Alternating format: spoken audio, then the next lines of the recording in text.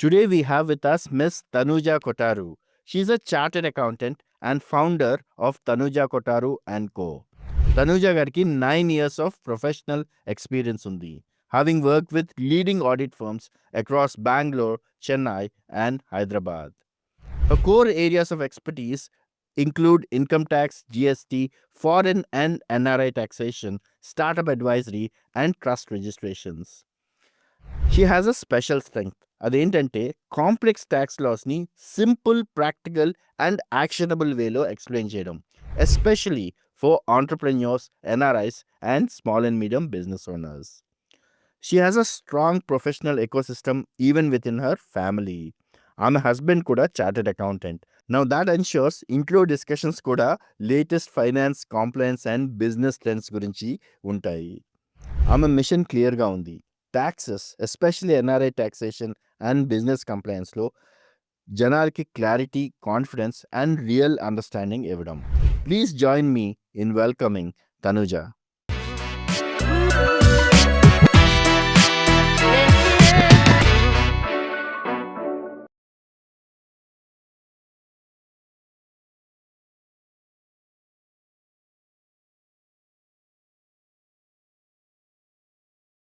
జనరల్‌గా ఇప్పుడు మనం ఇండియాలో ఉన్నామనుకోండి. ఒక సర్టెన్ వేలో వెన్ యూ ఆర్ రెసిడెంటా, ఇండియన్ సిటిజనా or somehow will get decided. అలాగే వేరే కంట్రీస్‌లో కూడా మనం బేస్డ్ ఆన్ దేర్ ఒక్కొక్కసారి మనం వింటుంటాం గ్రీన్ కార్డ్ అని ఆర్ రెసిడెంట్ పర్మిట్ అని ఆర్ సంథింగ్. అలాంటి వాటిని బట్టి మన రెసిడెన్సీ అనేది రెసిడెన్షియల్ స్టేటస్ అనేది డిసైడ్ అవుతుందండి.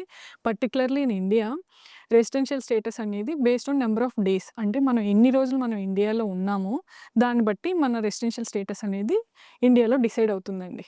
జనరల్‌గా ఇండియాలో ఎలా క్యాలిక్యులేట్ చేస్తారంటే, ఇప్పుడు suppose non resident Indian, resident Indian or resident ordinary resident అని, resident not ordinary different categories ఉంటాయండి.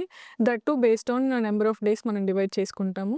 ఇప్పుడు కమింగ్ టు ది పాయింట్ అంటే ఎన్ఆర్ఐ, నాన్ రెసిడెంట్ ఇండియన్ వచ్చేటప్పటికి మీరు ఇండియాలో లెస్ దాన్ 182 డేస్, అంటే 182 డేస్ కంటే తక్కువ మీరు ఇండియాలో ఉంటే then you are completely considered non resident Indian అండి.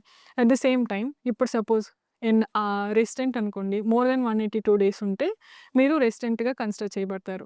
సేమ్ వే ఇంకొక ఆప్షన్ ఆర్, అంటే 182 డేస్ అయ్యుండి ఆర్ ఇది 182 డేస్ కన్సిడర్ చేయకుండా, లేకపోతే 182 డేస్ కంటే లెస్ ఉండి 60 డేస్ ఉండి, మోర్ దెన్ 60 డేస్ ఉండి ప్లస్ అంటే 60 days and 365 days in the last 4 years మీరుంటే then you are considered as resident అండి. సేమ్ వే ఇప్పుడు స్పెషల్ కండిషన్ ఒకటుందండి. ఫ్రమ్ 2020 రూల్ నుంచి ఒకటొచ్చింది. అదేంటంటే ఇప్పుడు సపోజ్ మీరు లెస్ దాన్ 182 డేస్ ఉండి అండ్ 122 డేస్ పైన ఉంటే, అంటే 120-182 డేస్ బ్రేక్‌లో మీరుంటే, ఆ డేస్‌లో మీరు గనక ఇండియాలో ఉండే and at the same time మీరు మోర్ దెన్ 15 లాక్స్ కనుక ఇండియా నుంచి ఎర్న్ చేస్తుంటే then you are considered as resident అండి. నెక్స్ట్ ఆర్ఓఆర్ అంటే రెసిడెంట్ ఆర్డినరీ రెసిడెంట్, అంటే మీరు కంప్లీట్‌గా ఇండియాలోనే ఉంటారు. At the same time more than 182 days ఉంటది. 182 డేస్ కంప్లీట్‌గా ఏమంటారు ఇక్కడ ఇండియాలోనే ఉంటారు. At the same time previous years residential status కూడా మీరు ఫుల్‌ఫిల్ చేస్తే దెన్ కంప్లీట్‌గా మీరు రెసిడెంట్ కింద కన్సిడర్ చేయబడతారు. అట్ ది సేమ్ టైమ్ ఇంకొక స్టేటస్ ఉంటదండి, ఆర్ఎన్ఓఆర్ అని. అదేంటంటే రెసిడెంట్ నాట్ ఆర్డినరీ రెసిడెంట్. అది జనరల్‌గా ఇప్పుడు రిటర్నింగ్ ఇండియన్స్ లైక్ ట్రాన్సిషన్ అంటారు. So when you are returning from other country, abroad country, then you are considered as ఈ ఆర్ఎన్ఓఆర్ అనేది మనకి అప్లై అవుతుంది. అదేంటంటే ఫర్ సపోజ్ మీరు ఫారెన్‌లో ఆర్ మోర్ దెన్ 10 ఇయర్స్ ఉండి వచ్చారు. సో అంటే ఔట్ ఆఫ్ 9 ఇయర్స్ మీరు 10 ఇయర్స్, అవుట్ ఆఫ్ 10 ఇయర్స్ మీరు 9 ఇయర్స్ అక్కడే అదర్ దాన్ ఇండియాలో ఉండి మీరు రిటర్న్ అవుతున్నారు. ఆర్ లెస్ దాన్ 720 డేస్, అంటే 729 డేస్ ఇన్ ద లాస్ట్ 7 ఇయర్స్‌లో మీరు తక్కువ కంటే ఉంటే మీరు రెసిడెంట్ నాట్ ఆర్డినరీ రెసిడెంట్ కింద చెప్పబడతారు. సేమ్ వే ఇప్పుడు ఇదేంటంటే టాక్స్ బెనిఫిట్ అంటారండి రెసిడెంట్స్‌కి. అదే మీన్ పర్సన్స్‌కి టాక్స్ బెనిఫిట్ అనేసి చెప్పుకుంటామండి. రీజన్ బీయింగ్ ఎలాగైతే ఎన్ఆర్ఐ మీరు ఈవెన్ దో 182 డేస్ పైనే ఉన్న ఈ కరెంట్ ఫైనాన్షియల్ ఇయర్‌లో లాస్ట్ ప్రీవియస్ ఇయర్స్ మీరు లేరు కాబట్టి ఏదైతే ఎన్ఆర్ఐకి అప్లికబుల్ అవుతుందో సేమ్ వే ఆర్ఎన్ఓఆర్‌కి కూడా అప్లై అవుతుందండి.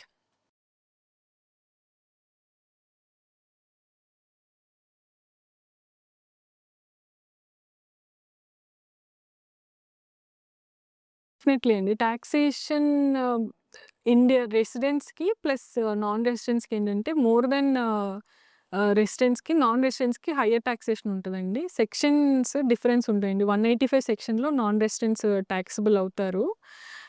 రెసిడెంట్స్ ఏంటంటే సెక్షన్స్ డిఫరెంట్ అండి. లోవర్ టాక్స్ రేట్స్ లేకపోతే ఏమంటారు డిఫరెంట్ సెక్షన్స్ కింద వాళ్ళు టాక్స్ చేయబడుతుందండి. చిన్న ఎగ్జాంపుల్ అంటే ఫర్ సపోజ్ సాలరీ ఇన్‌కమే ఉందనుకోండి. సాలరీ ఇన్‌కమ్ మనకి ఇండియాలో యాస్ పర్ 192. ఇప్పుడు సాలరీ ఇండియన్ ఇన్‌కమ్ అనుకోండి అది వేరే. At the same time interest income ఉందనుకోండి. ఇంట్రెస్ట్ ఇన్‌కమ్ మనకి 194 సెక్షన్స్‌లో వస్తుంది. బట్ నాన్ రెసిడెంట్స్‌కి ఏమవుతుందంటే 195 section which is talks rate different అవుతూ ఉంటుందండి. ఎగ్జాంపుల్ ఒక్కొక్కసారి 30% టాక్స్ స్లాబ్ ఉంటదండి. ఇండియన్స్‌కి 10% టాక్స్ స్లాబ్ ఉండొచ్చు. సో, అలాగా టాక్స్ రేట్స్ అనేవి హైయర్ ఫర్ ది ఎన్ఆర్ఐస్ అండి. డబుల్ టాక్సేషన్ అంటే ఇప్పుడు మీ ఇన్‌కమ్ అనేది 2 టైమ్స్ టాక్సేషన్ అంటే టాక్స్ అవుతుంది అన్నట్లు. అంటే ఇప్పుడు example source country, residence country అనేసి 2 ఉంటాయండి. సోర్స్ కంట్రీ అంటే from where you are getting మనకి ఎక్కడి నుంచి అయితే ఇన్‌కమ్ వస్తుందో దాన్ని సోర్స్ కంట్రీ అంటారు. సేమ్ వే రెసిడెన్స్ కంట్రీ అంటే from where from where we are residing. Meaning మనం ఎక్కడైతే ఉంటున్నామో అది రెసిడెన్స్ కంట్రీ. సో, ఇప్పుడు సపోజ్ సిన్స్ యూ ఆర్ మనం ఇక్కడ ఇండియాలో ఉన్నామనుకోండి. మన ఇండియాలో టాక్స్ కంపల్సరీ పే చేయాల్సొస్తుంది. ఎట్ ది సేమ్ టైమ్ మనం ఫారిన్ నుంచి ఇన్‌కమ్ ఎర్న్ చేస్తుంటే, ఫారిన్ ఇన్‌కమ్ మీద మనకి టాక్స్ అవుతూ ఉంటదనమాట. సో, ఇప్పుడు సపోజ్ ఎగ్జాంపుల్ ఆహ్, నేను ఇండియాలో ఉన్నాను. ఇండియాలో ఉండి నేను ఒక ఒక salary income or working for some abroad country అనుకోండి. నేను అక్కడ అక్కడ నేను టాక్స్ కట్టాలి. Because I'm earning. నేను అక్కడి నుంచి ఎర్న్ చేస్తున్నాను. అట్ ది సేమ్ టైమ్ నేను ఇండియాలో ఇక్కడ నుండి నేను డిసైడ్ అవుతున్నాను కాబట్టి బికాజ్ ఐయామ్ ఎర్నింగ్ ఇన్‌కమ్ అంటే ఒక అమౌంట్ అనేది నాకు more than 2.5 lakhs slab rate దాటితే దెన్ మనకి ఇండియాలో కూడా టాక్స్ అవుతుందండి. At the same time other example interest income అవ్వనివ్వండి. మనం అబ్రాడ్ ఎళ్ళాము.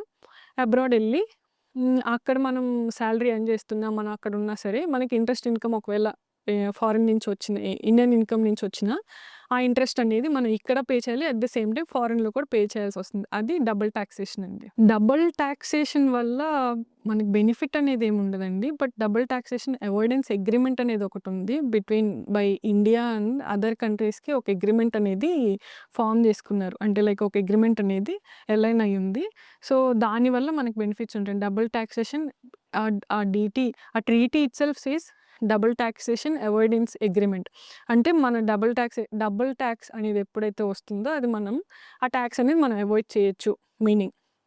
అదెలాగా ఏంటి అనేసంటే, ఈ ఎవిడెన్స్ అగ్రీమెంట్‌లో ఏంటంటే, ఇప్పుడు సపోజ్ సేమ్ మనం ఇంతకు ముందు చెప్పుకున్న ఎగ్జాంపుల్స్‌లో సాలరీ కానీ, ఇంట్రెస్ట్ అవ్వనివ్వండి ఆర్ ఎనీ అదర్ ఇన్‌కమ్ మీద టాక్స్ అవుతుంది అనేసంటే, మీరు ఒకవేళ ఇండియాలో టాక్స్ పే చేసినా ఆర్ ఫారిన్ కంట్రీలో మీరు టాక్స్ పే చేసినా, ఆ టాక్స్ అనేది మీరు పే చేసిన సర్టిఫికేట్ కనుక మీరు ఐదర్ ఇండియాలో సబ్మిట్ చేసినా ఆర్ ఇండియాలో పే చేసింది ఫారిన్ కంట్రీలో సబ్మిట్ చేసినా, మీకు ఐదర్ టాక్స్ క్రెడిట్ అవ్వనివ్వండి టాక్స్ ఎగ్జంప్షన్ అనేది అవ్వనివ్వండి లేదా నిల్ టాక్స్ అవ్వనివ్వండి మీకొస్తదనమాట. సో, ఈ డబుల్ టాక్సేషన్ అవాయిడెన్స్ అగ్రీమెంట్ ఏంటంటే to avoid that double taxation. To avoid that paying more tax for only single income double time payment of one single ఇన్‌కమ్‌కి మీరు పే చేస్తూ ఉంటే దెన్ ఆ అమౌంట్ మనం రెడ్యూస్ చేసుకోవడానికి మనకి డబుల్ టాక్సేషన్ అవాయిడెన్స్ అగ్రీమెంట్ అనేది ఉందండి. ఐదర్ నిల్ రేట్ అవ్వనివ్వండి ఆర్ క్రెడిట్ అవ్వనివ్వండి, ఎగ్జంప్షన్ అవ్వనివ్వండి. So that based on the agreement between the countries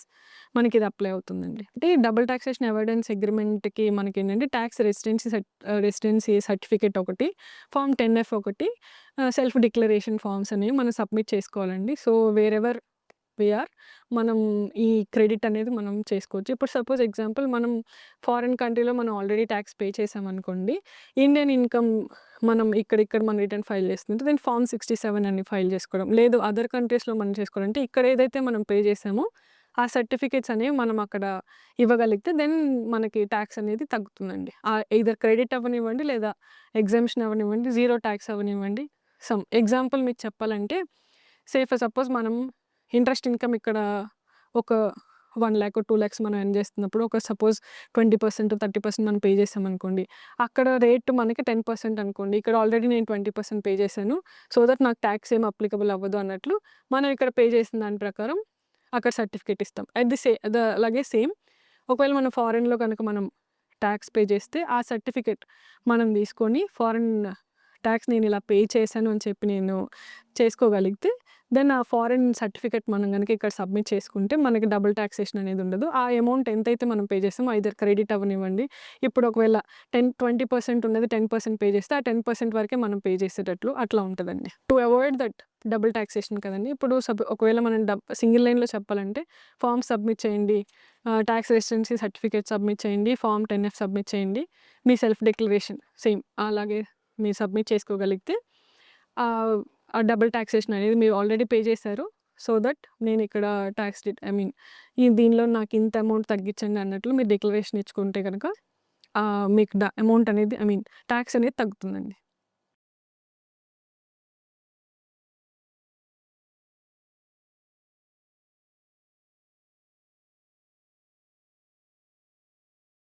capital asset అంటే సపోజ్ మీరు ఒక అసెట్‌ని కొన్నారండి. కొని మీరు ఫ్యూచర్‌లో అమ్మారు అనుకోండి. ఇప్పుడు ఆ అసెట్ మీరు ఇప్పుడు సపోజ్ ఒక 1,00,000 అమ్మారనుకోండి. మీరు కొన్నది 50,000 అనుకోండి. ఇప్పుడు 1,00,000 మైనస్ 50,000 అంటే ఆల్రెడీ మీరు కొన్నది 50,000 కాబట్టి ఆ మైనస్ 50,000 1,00,000 మీరు అమ్మిన దానికి ఆ 50,000 ఎక్స్‌ట్రా ఏదైతే ఉందో దాన్ని మనం క్యాపిటల్ గెయిన్ అంటామండి. 2 కేటగరీస్ అండి. ఇప్పుడు షార్ట్ టర్మ్, లాంగ్ టర్మ్ అంటే ఏంటంటే ఇప్పుడు సపోజ్ మనం డిపెండ్స్ ఆన్ ది అసెట్ కూడా ఇది డిఫర్ అవుతూ ఉంటదండి. ఫర్ సపోజ్ ఇమ్మూవబుల్ ప్రాపర్టీ మనకి కామన్‌గా చూసేవి ల్యాండ్ బిల్డింగ్ కానీ, హౌసెస్ ఉంటాయి. ఇక్కడ ఎన్ఆర్ఐస్‌కి జనరల్‌గా మనం పర్టిక్యులర్‌గా ఎన్ఆర్ఐస్ గురించి మాట్లాడుకుంటున్నాం కాబట్టి జనరల్‌గా ఇక్కడ ఓన్ హౌస్ ఉండొచ్చు. అలాగా వాళ్ళకి అవి ఇప్పుడు ఇమ్మూవబుల్ ప్రాపర్టీ అది. Land building and immovable property కింద వస్తది. సో అదేంటంటే ఇప్పుడు మోర్ దెన్ 24 మంత్స్ అంటే 2 years approximately. So, more than 24 months కనుక మనం హోల్డ్ చేసి అమ్మితే దాన్ని లాంగ్ టర్మ్ క్యాపిటల్ గెయిన్ అంటామండి. At the same time less than 24 months ఉంటే అది షార్ట్ టర్మ్ క్యాపిటల్ గెయిన్ అవుతుంది. And there is another category which is shares అండి. ఈ షేర్స్ ఎలా అవుతదంటే మోర్ దెన్ 12 మంత్స్ కేటగరీ అనమాట. ఈ 12 మంత్స్ మోర్ దెన్ 12 మంత్స్ అయితే long term, less than 12 months అయితే షార్ట్ టర్మ్ అవుతుందండి. రెండిటికి ఎన్ఆర్ఐకి ప్లస్ రెసిడెంట్స్‌కి 2 సేమ్ ఉంటాయండి. బట్ టీడీఎస్ రేట్స్ అనేవి హయ్యర్ ఉంటాయి. సో, ఇప్పుడు లాంగ్ టర్మ్ మీరు చూసుకుంటే లాంగ్ టర్మ్‌కైనా, షార్ట్ టర్మ్‌కైనా ఆల్మోస్ట్ సిమిలర్ ఉంటాయి. బట్ ఓన్లీ థింగ్ ఏంటంటే టీడీఎస్ అనేది మీకు హయ్యర్ రేట్స్‌లో డిడక్ట్ అవుతుంది. Which is 195. ఎగ్జామ్షన్ అంటే లైక్ రెసిడెంట్స్‌కి ఎలాగైతే ఎగ్జామ్షన్ ఉందో సేమ్ వే నాన్ రెసిడెంట్స్‌కి కూడా అప్లై అవుతుంది. సెక్షన్ 54 అండి అది. 54 ఈసీ, 54 ఎఫ్ ఈ సెక్షన్స్ ఉంటాయన్నమాట. అవేంటంటే మీరు ఇప్పుడు సపోజ్ మీరు సేల్ చేసిన తర్వాత వితిన్ టర్మ్ టైమ్ లిమిట్ ఉంటదండి. ఆ టైమ్ లిమిట్ లోపు అనదర్ రెసిడెన్షియల్ ప్రాపర్టీ లేకపోతే 54 ఈసీ బాండ్స్‌లో కానీ స్పెసిఫైడ్ బాండ్స్ ఉంటాయండి. ఆ స్పెసిఫైడ్ బాండ్స్‌లో కానీ మీరు ఇన్వెస్ట్ చేసుకోగలిగితే దెన్ ఆ ఎగ్జామ్షన్ అనేది ఆ క్యాపిటల్ గెయిన్ ఎగ్జామ్షన్ అనేది మీరు క్లెయిమ్ చేయొచ్చు. Like as of like resident అండి. ఇప్పుడు ఇంకొకటేంటంటే వన్ మెయిన్ పాయింట్ మనం పెట్టుకోవాల్సిందంటే like important point to be noted అంటే అగ్రికల్చరల్ ల్యాండ్ మీద ఎన్ఆర్ఐ ఇన్వెస్ట్ చేయలేరండి. So that it can be exempted అండి. So the same way like రెసిడెంట్స్‌కి ఎలాగో నాన్ రెసిడెంట్స్‌కి కూడా అప్లై అవుతుందండి.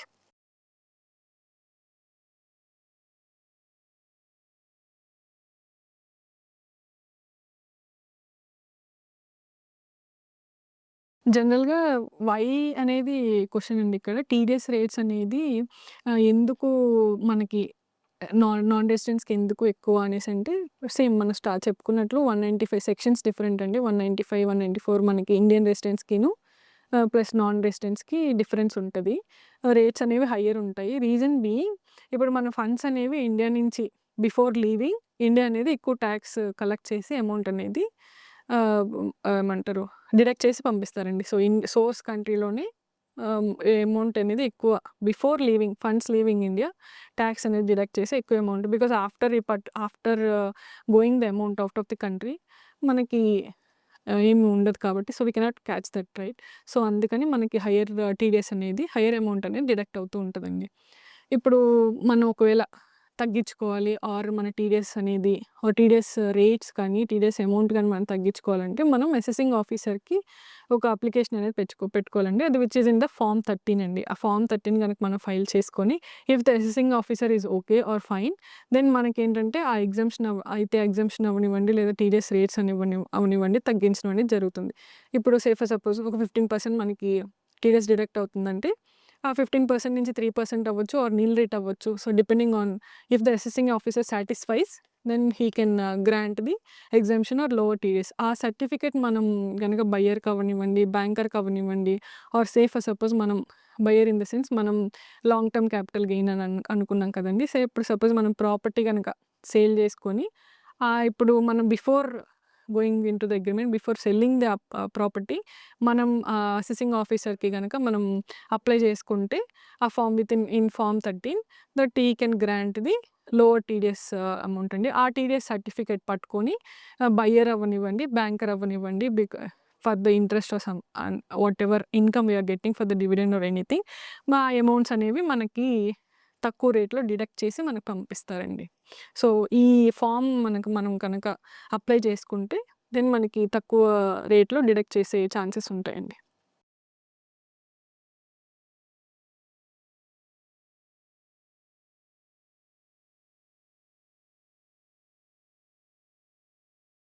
ఇప్పుడు ఫర్ సపోజ్ మీకు ఇండియాలో మోర్ దెన్ 2.5 లాక్స్ మీకు ఇన్‌కమ్ వస్తే మీరు కంపల్సరీ ఫైల్ చేసుకోవాలండి. అండ్ మీరు ఒకవేళ క్యాపిటల్ అసెట్ అనేది మీరు సేల్ చేస్తే అంటే క్యాపిటల్ గెయిన్ వస్తే దెన్ మనం కంపల్సరీ ఫైల్ చేసుకోవాలి.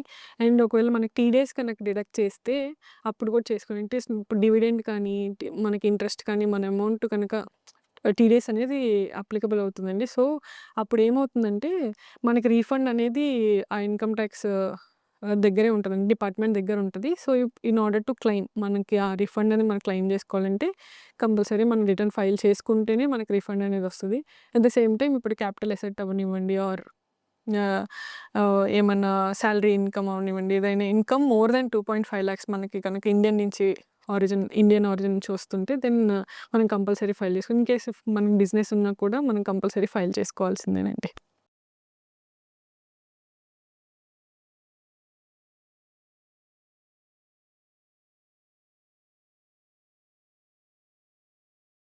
అంటే ఎన్ఆర్ఓ అంటే non resident origin. NRE non resident external, FCNR అంటే ఫారిన్ క్రెడిట్ నాన్ రెసిడెంట్ అని డిఫరెంట్ అకౌంట్స్ ఉంటాయండి. ఇవేంటంటే ఫండ్స్ అండి. అమౌంట్ మనం ఆహ్, ఇంకా ప్రాపర్‌గా చెప్పాలంటే బ్యాంక్ అకౌంట్స్ అండి. ఇప్పుడు ఎన్ఆర్ఓ అకౌంట్ అంటే ఓన్లీ ఇండియన్ ఇన్‌కమ్ అనేది మనకి ఆహ్, ట్రాన్స్‌ఫర్ అవుతూ ఉంటది. I mean only Indian income మన అకౌంట్‌లోకి రావడానికి ఎన్ఆర్ఓ అకౌంట్ మనం యూజ్ చేస్తాము. ఎన్ఆర్ఈ అండ్ ఎఫ్‌సిఎన్ఆర్ సేమ్ అండి. ఓన్లీ ఫారిన్ ఇన్‌కమ్ అనేది మనకి ఆ 2 అకౌంట్స్‌లో క్రెడిట్ అవుతుంది. సో ఇక్కడ లిమిట్స్ ఏంటంటే ప్రాబ్లమ్ ఏంటంటే ఇప్పుడు ట్రాన్స్‌ఫర్స్ అండి. ఇప్పుడు ఒక అకౌంట్ నుంచి ఒక అకౌంట్‌కి ట్రాన్స్‌ఫర్ చేయడానికి ఏంటి అనేది ఇక్కడ డిఫర్ అవుతుంటది. ఇప్పుడు ఫర్ సపోజ్ మనం ఎన్ఆర్ఈ అకౌంట్ నుంచి ఎఫ్‌సిఎన్ఆర్‌కి సేమ్ వితౌట్ ఎనీ లిమిటేషన్ మనం ట్రాన్స్‌ఫర్ చేసుకోవచ్చు. రీపాట్రియేట్ చేసుకోవచ్చు. ఎన్ఆర్ఓ నుంచి మనకి కొన్ని లిమిటేషన్స్ ఉన్నాయండి. ఇప్పుడు ఒక ఎగ్జాంపుల్ ఏంటంటే ఆహ్, లెస్ దెన్ అంటే మోర్ దెన్ $1,000,000 కంటే ఎక్కువ మనం ట్రాన్స్‌ఫర్ చేయకూడదు. ఎన్ఆర్ఓ అకౌంట్ నుంచి ఎఫ్‌సిఎన్ఆర్‌కి ఆర్ ఎన్ఆర్ఈ అకౌంట్‌కి. ఇప్పుడు స్పెసిఫిక్‌గా ఫార్మ్స్ అనేవి ఏమి ఉండవండి. జనరల్‌గా ఇప్పుడు ఏంటంటే మనం ఎన్ఆర్ఈ రెసిడెంట్ ఎవరైతే వేరే కంట్రీస్‌కి ఆర్ సమ్ అదర్ కంట్రీస్‌కి వెళ్తుంటే దెన్ మనకేంటంటే నార్మల్ డొమెస్టిక్ అకౌంట్స్‌ని మనం నాన్ రెసిడెంట్స్ అంటే లైక్ ఎన్ఆర్ఓ అకౌంట్స్‌కి కన్వర్ట్ చేసుకోవాలనమాట. సో అంతే ఈ ఈ అమౌంట్స్ ఏంటంటే ఇప్పుడు సపోజ్ ఇండియన్ ఇన్‌కమ్ వేరే అకౌంట్స్‌కి కానీ, ఫారిన్ ఇన్‌కమ్ ఈ అకౌంట్‌కి కానీ అవ్వదు. సో దట్ మనం ఆ అకౌంట్స్ దగ్గర కొంచెం ప్రాపర్‌గా మనం చూసుకోవాలండి. Like what is the limitation or అంటే ఏమైనా ప్రాబ్లమ్స్ ఉన్నాయా? లేకపోతే కన్వర్షనా ఏంటి అని చెప్పి మనం కేర్‌ఫుల్‌గా చూసుకోవాలి. అంతే తప్ప there is no other form అండి. థ్యాంక్ యూ అండి. Thank you for having me and wonderful discussion అండి ఇది. అండ్ ఒకవేళ ఇంకేమైనా క్వెరీస్ ఇంకా డెప్త్‌గా మీకు నాలెడ్జ్ కావాలి ఆర్ ఎనీ అదర్ క్వెరీస్ మీకేమైనా డౌట్స్ ఉన్నాయి అనేసి అంటే then you can contact me అండి. Thank you.